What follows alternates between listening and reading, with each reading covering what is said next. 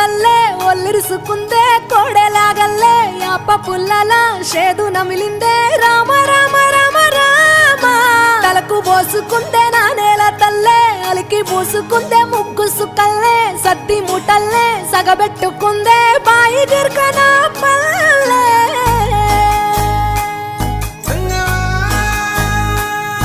ఏ తెల్ల తెల్లని పాలధారలల్ల పల్లె తెల్లారుతుంటదిరా గుళ్ళోని గంటలు కాడెట్ల మెడలోన జంటగా మోగుతూ ఉంటాయిరా